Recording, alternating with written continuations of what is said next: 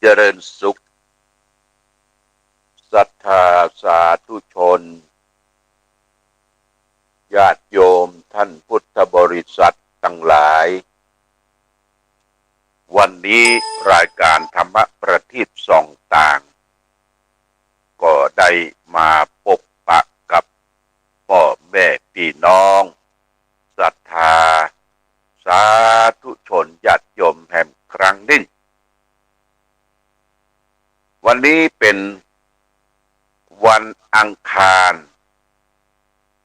ที่27เดือนมิถุนายนพุทธศักราช2566ซึ่งตรงกับเดือน10เหนือขึ้น10ค่ำวันนี้อากาศท้องถิ่นก็มืดครึ้มโดยฟ้าโดยฝนกรมอุตุนิยมวิทยารายงานว่าฝนจะตกในช่วง 2-3 วันติดญาติโยมฝนตกก็ถือว่าเป็นการดีเพราะว่าน้ำฝนปีนี้กรมอุตุนิยมวิทยาก็บอกว่ามันจะมีน้อยจะเกิดความแห้งแล้งไปทั่วทุกที่ทุกสารทิศเพราะฉะนั้นน้ำฝนนี่ควรที่จะกักเก็บไว้ในอ่างในหลุมที่เขาขุดไว้ตามหัวต้งหัวนาชายนาหรือในบ้านเมื่อเขามีน้ำแล้วเขาก็สามารถที่จะเอาเครื่องสูบเครื่องยังไปสูบมาใจรดน้ำต้นไม้รดผักรดอย่างที่เขาปลูกเขาฝังที่ไหนมีน้ำฝนน้ำธรรมชาติน้ำป่าน้ำเขาน้ำห้วยน้ำห้องที่นั่นก็ยังความชุ่มชื่นยังความเจริญมาสู่ท้องถิ่นพระบาทสมเด็จพระเจ้าอยู่หัวรัชกาลที่9ด้วยความสำคัญมากเรื่องน้ำที่มันแห้งมันขอดที่ไหนพระองค์ก็ได้มีโครงการพระราชดำริได้สร้างฝายสร้างเมืองสร้างชนประทานโครงการพระราชดำริถ้าที่ไหนน้ำมันท่วมพระองค์ก็ทรงประสบนิกรข้าราชการแปลงแก้มริงแต่ว่าแก้มริงเนี่ยคือเก็บน้ำไว้ญาติโยมอย่างลิงเนี่ยมันกินอาหารมันกินผลไม้มาใส่2 แก้มเนี่ย2 แก้มป่องนะ2 แก้มป่องอันนี้ว่าแก้มริงเก็บกักน้ำไว้หน้าแล้งก็จะได้ใช้ประโยชน์น้ำกร่อยน้ำทะเลที่เขาปลูกเขาฝังต้นไม้พักไม้อย่างบะขึ้นนี่เพื่อก็สร้างน้ำกร่อยเป็นน้ำจืดนี่โครงการพระราชดำริของพระบาทสมเด็จพระเจ้าอยู่หัวรัชกาลที่9ภูมิพลอดุลยเดชพอมาถึงรัชกาลที่10พระองค์ก็เถลิงราชสมบัติขึ้นของราชว่าจะเจริญรอยตามพระยุคลบาทของรัชกาลที่9โครงการต่างๆนี่มีอย่างต่อเนื่องอย่างโครงการหลวงโครงการพระราชดำริที่จะให้พระสงฆ์นิกรปวงชนชาวไทยเขาอยู่อย่างสุขวันบันใจนี่เป็นสถาบันของพระมหากษัตริย์ที่มีความสำคัญญาติโยมท่านสาธุชนตะวานี้เป็นวันประสูติวันเกิดใจราชาทรัพย์กับสมเด็จพระสังฆราชว่าประสูติเป็นวันเกิดของพระองค์ท่านพระองค์เกิดที่จังหวัดราชบุรีเมืองราชบุรีนี่เป็นเมืององค์เป็นปั้นองค์นักองค์เมืองราชบุรีสังฆราชทรงประสูติที่นั่นในวันอาทิตย์ ที่ 26 ปีพุทธศักราช 2470 ตั้งแต่ 2470 มาครบตะวันนี้พระชนมายุของพระองค์ท่านก็ครบ8 รอบ8 รอบนี่เอา8คูณกับ12 8 9 16 96 ปีชาตการของสมเด็จพระสังฆราชซึ่งเป็นประมุขของสงฆ์ประมุขของพุทธศาสนาในรัชกาลปัจจุบันพระองค์เป็นสังฆราชองค์ที่ 20 ของประเทศไทยและเป็นสังฆราชองค์ที่1ในรัชกาลที่ 10ทางรัฐบาลทางพระบาทสมเด็จพระเจ้าอยู่หัวก็ทรงให้มีการเฉลิมฉลองอายุ8 รอบตะวันนี้ก็มีการทำบุญตักบาตรเวลา7 โมงเจ้าทำบุญตักบาตรที่ศาลาพุทธบริษัทพระสงฆ์ที่มารับบิณฑบาตนั่นก็เพียงแต่ประมาณสัก60 รูปญาติโยมบรรณัก60 รูปก็มารับบิณฑบาตมีท่านนายอำเภอนพรัตน์สุภกิจไพศาลโกศลท่านเป็นประธานพร้อมด้วยข้าราชการพ่อค้าประชาชนมากันนักตะวันนี้มาใส่บาตรที่ศาลาพุทธบริษัททิศเหนือของวิหารพระเจ้าละแข่งทิศเหนือของวิหารวัดพระบาทอุดมมันจังกังไปพระเจ้าละแข่งญาติโยมนะก็เสร็จสิ้นไปด้วยความเรียบร้อยได้ถวายจตุปัจจัยไทยธรรมข้าวน้ำโภชนาหารของแห้งของเฮลของสมควรแก่สมณะบริโภคแก่พระสงฆ์วัดวาอารามต่างๆเรียบร้อยดีงามเพื่อถวายเป็นพระราชกุศลคือแก่สมเด็จพระสังฆราชสกลสังฆปรินายกองค์ที่ 20ของประเทศไทยและก็เป็นองค์ที่1ของพระมหากษัตริย์ไทยในรัชกาลปัจจุบันญาติโยมตอนค่ำเขาเปิ้นดูการถ่ายทอดทีวีพระบาทสมเด็จพระเจ้าอยู่หัวพระบรมราชินีก็เสด็จที่วัดราชบพิตรกรุงเทพเปิ้นกะได้นิมนต์พระมหาเถระผู้ใหญ่พระสังฆราชาเถระผู้ใหญ่ได้มาเจริญพระพุทธมนต์ที่วัดราชบพิตรเอาได้ชมได้หันเปิ้นถ่ายทอดเวลา6 โมงจบนี่เปิ้นก็รั่นของกองชัยทั่วประเทศไทยวัดวาอารามต่างๆแล้วก็มีการเจริญพระพุทธมนต์ทุกวัดถวายเป็นพระราชกุศลแต่สมเด็จพระสังฆราชประมุขของสงฆ์ในประเทศไทยนี่ก็เป็นเรื่องที่ดีนะน่าอนุโมทนาสาธุญาติโยมท่านสาธุชนทั้งหลายวันนี้เป็นวันที่27เดือนมิถุนายน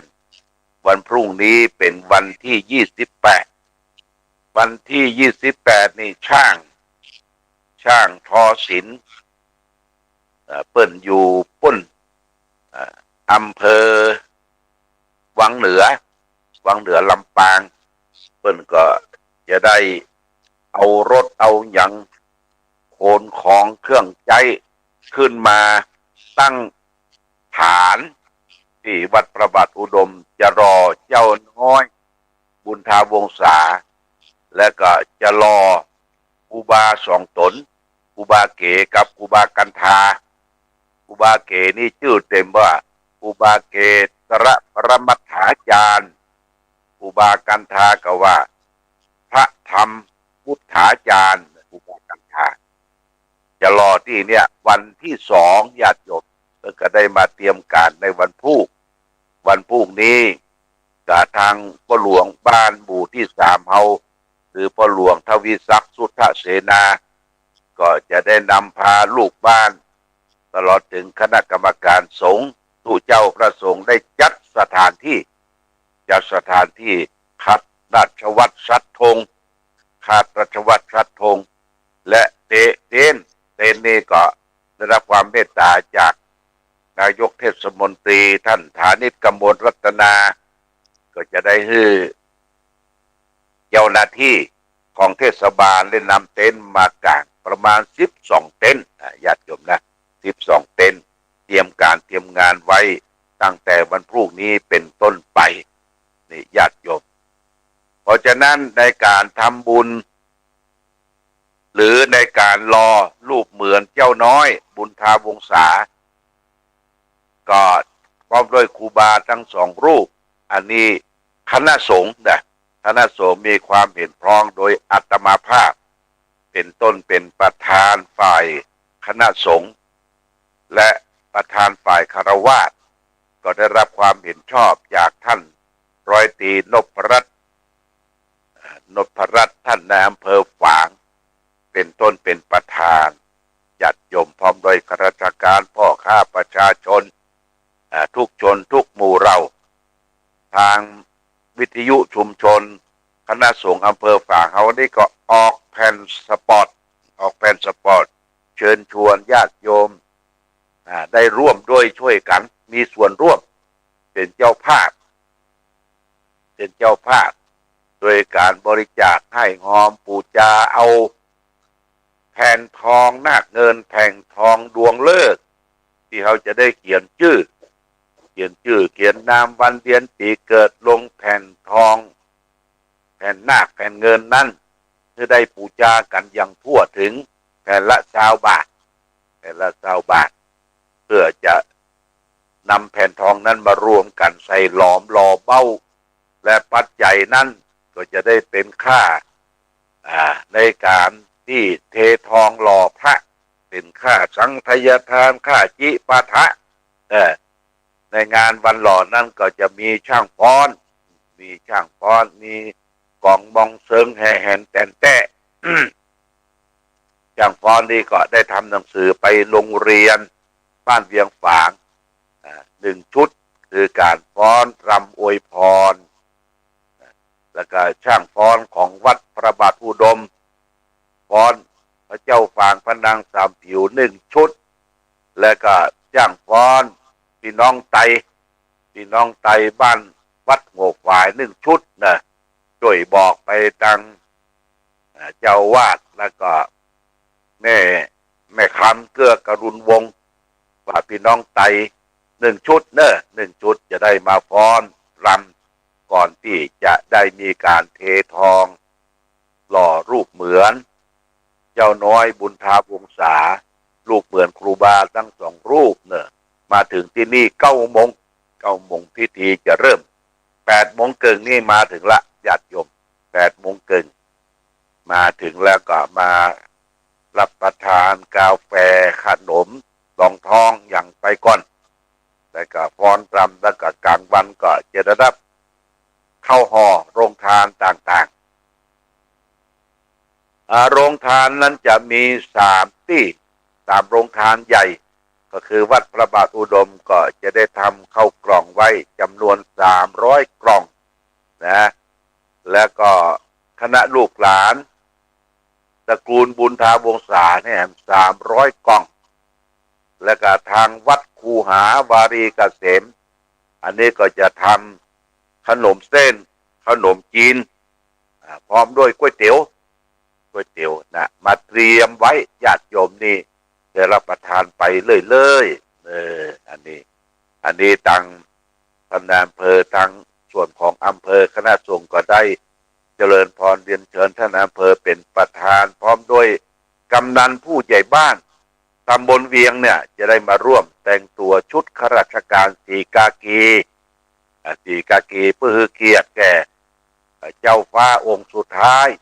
คือเจ้าน้อยบุญทาวงศาซึ่งเป็นเจ้าฟ้าองค์สุดท้ายของอำเภอฝางเขานะญาติโยมที่ก็แจ้งรายการคือท่านสาธุชนทั้งหลายรับทราบก็ได้รับความเมตตาจากผู้มีจิตศรัทธาได้ร่วมด้วยช่วยกัน ตวานี้ก็มีพระเดชพระคุณพระเทพมังคราจารย์รักษาการเจ้าคณะจังหวัดเชียงใหม่วัดท่าตอนท่านมีกองงานเลขาอยู่ที่เชียงใหม่ท่านก็เดินทางจากเชียงใหม่มาแวะเพราะว่าวันที่2นั้นติดนิมนต์ที่เชียงใหม่มาแวะแล้วก็ได้ทำบุญทำทานเป็นการสร้างทุนเดิมประเดิมไว้ 2,000 บาทเลยพระเทพมังคลาจารย์รักษาการเจ้าคณะจังหวัดเชียงใหม่วัดท่าตอนพระอารามหลวงได้บริจาคไว้เป็นทุนเดิม 2,000 บาทโมทนาสาธุกับพระเดชพระคุณนอกจากนั้นก็มีท่านนายอำเภอนพรัตน์นายอำเภอฝางพร้อมด้วยข้าราชการพ่อค้าประชาชนข้าราชการอำเภอฝางได้บริจาคเป็นทุนไว้ 2,000 บาทเป็นการบูชาแผ่นทองนาคเงิน 2,000 บาทถัดนั้นมาก็มีเจ้าภาพเจ้าศรัทธาก็ร่วมกันเป็นเจ้าภาพก็ตะวานี้ก็มี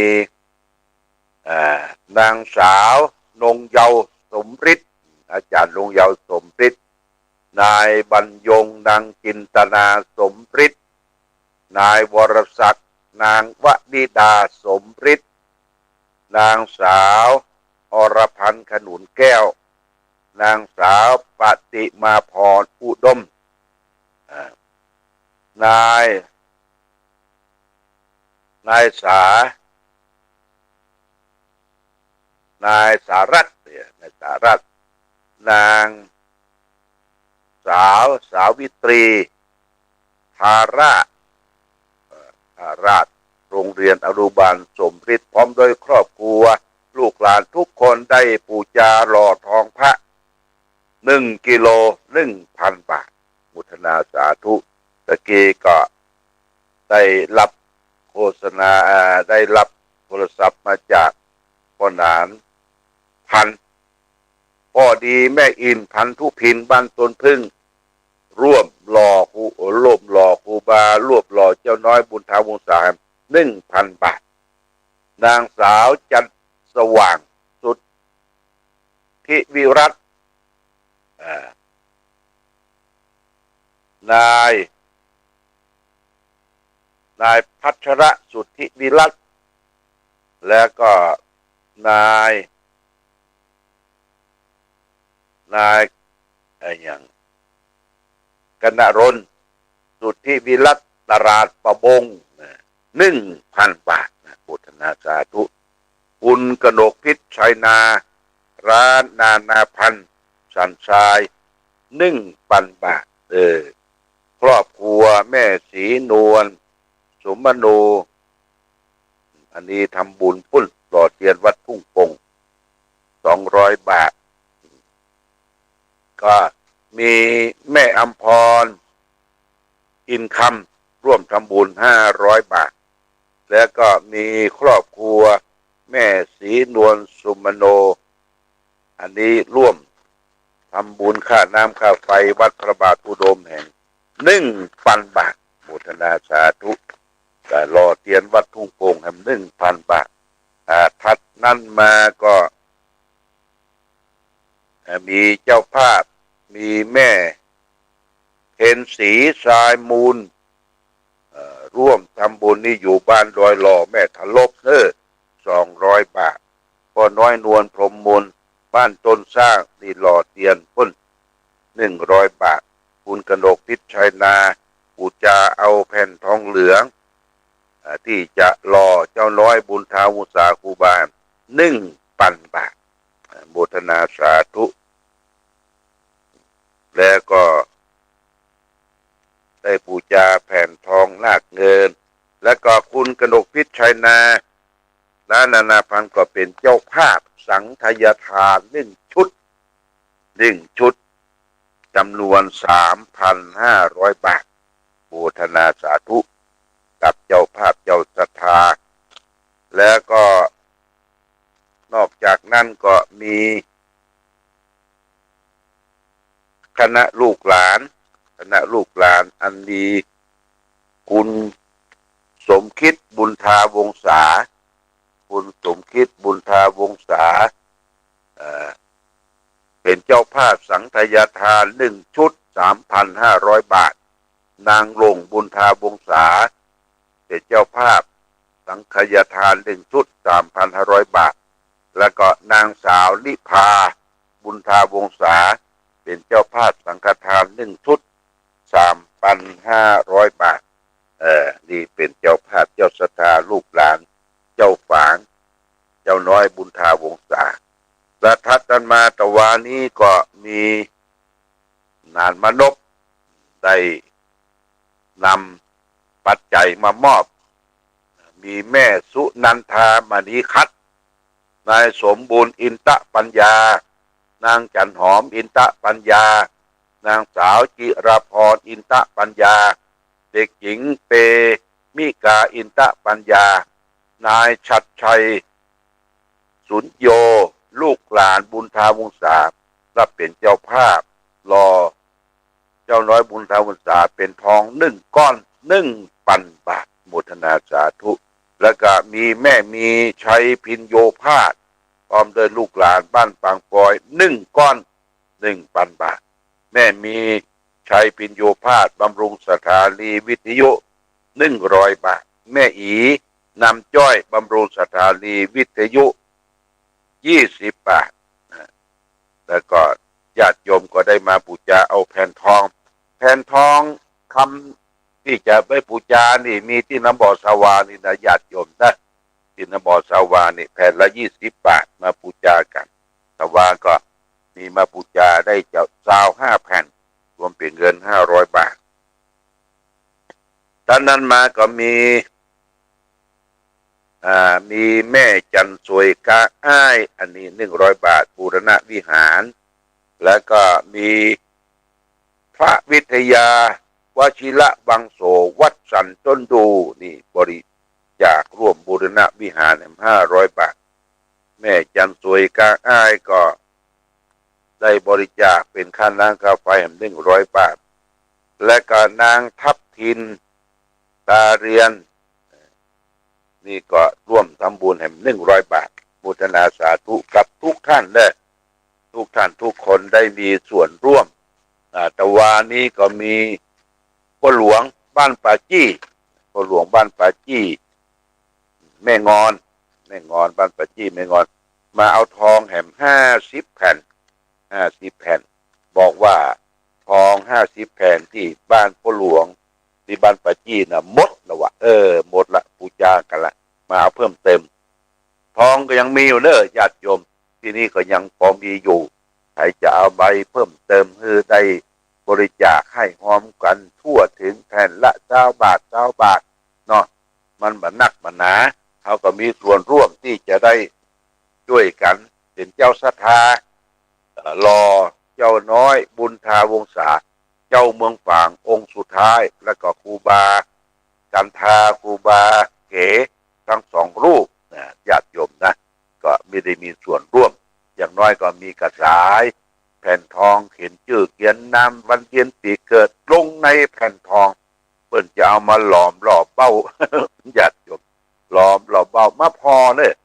มาพอมาอนุโมทนาด้วยกันญาติโยมอยากจะให้คนมานะนักหลายมีข้าวกล่องมีอาหารกลางวันแจกจ่ายให้ศรัทธาญาติโยมและก็จะมีรูปสติกเกอร์นี่ก็แจกจ่ายให้ญาติโยมรูปสติกเกอร์แจกจ่ายญาติโยมก็เตรียมไว้ปันแผ่นวัดพระบาทอุดมก็เตรียมไว้ปันแผ่นวัดคูหาบรีเกษมก็เตรียมไว้ปันแผ่นเป็นรูปสติกเกอร์รูปของครูบากันทารูปของครูบาเก๋เปิ้นถ่ายไว้ในสมัยรัชกาลที่5ที่เปิ้นได้มาพัฒนาเมืองฝางจะแจกคือแก่ทุกท่านที่มาร่วมงานเพราะฉะนั้นก็มาร่วมงานกันนักหลายญาติโยมนะมากันนักหลายเอาก็จะได้ร่วมด้วยช่วยกันที่จะได้หลอมหล่อเป้าพระเจ้าเมืองฝางองค์สุดท้ายเจ้าน้อยบุญทาวงศาแล้วก็จะได้ล้อมหล่อเป้า ยังครูบาเก๋พระเกศระปรมัตถาจารย์และครูบากันธาทั้งสององค์นี่เป็นคู่พระบารมีผู้บารมีของเจ้าน้อยที่ได้มาพัฒนาเมืองฝางยุคหลังยุคตั้งแต่เมืองฝางได้ล้างไป200-300 ปีรัชกาลที่5ก็ได้ลื้อฟื้นเจ้ากาวิโรรสได้ส่งเจ้าน้อยขึ้นมาพัฒนาเมืองฝางที่เชิญชวนญาติโยมนะและใครจะบริจาคน้ำบริจาคน้ำเป็นแพ็คแล้วก็บริจาคที่ประธานชมรมผู้ปฏิบัติธรรมประจำวันเสาร์เด้อที่แม่จงดีเชื้อกันทาแม่จงดีเชื้อกันทาได้รับทราบรับฟังก็พอเป็นภาระได้รับบริจาคน้ำดื่มน้ำที่บริจาคไว้เมื่องานก่อนก็ใกล้จะหมดละก็เฮาบริการตึงวันเนี่ยนะเปิดมามาแหวงมาเปิดถังน้ำแก้ถังน้ำเย็นก็เอาคนละขวด2 ขวดใกล้จะหมดละก็ขอบอกผ่านไปยังแม่จงดีเชื้อคันธาแพ็คละต่อใดก็ยังหมูเนื้อประมาณ20 กว่าบาท25 บาทนี่ทุกมันจะเป็น25 บาทก็เอาคน2 แพ็ค3 แพ็คจะเอาเรื่องแขกเรือที่มาทำบุญสุนทานแล้วก็วันที่2นี้ก็คณะชมรมผู้ปฏิบัติธรรมธรรมรักษาประมาณ150 ท่านอำเภอฝางไม่อายก็จะมาร่วมงานแล้วก็จะมาฟังปฏิบัติธรรมถวายเทียนพรรษาโดยและชมรมผู้ปฏิบัติธรรมธรรมะสู่บ้านอำเภอแม่อายก็ได้เรียนบอกท่านเจ้าคณะอำเภอว่าขอให้ธรรมะสู่บ้านได้ไปร่วมก็ประมาณ30-40 คนก็คงจะได้มาร่วมกันในการทำบุญใหญ่ในครั้งนี้แห่งครั้งหนึ่งญาติโยมก่อนเข้าพรรษาก็คือการรอเจ้าน้อยบุญทาวงศาและก็รอครูบาทั้ง2 ตน 2 รูปเสียประดิษฐานที่วัดพระบาทอุดมวัดอูหาวลีเกษมต่อไปเอาละวันนี้รายการธรรมะประทีปส่องต่างธงชาติและเพลง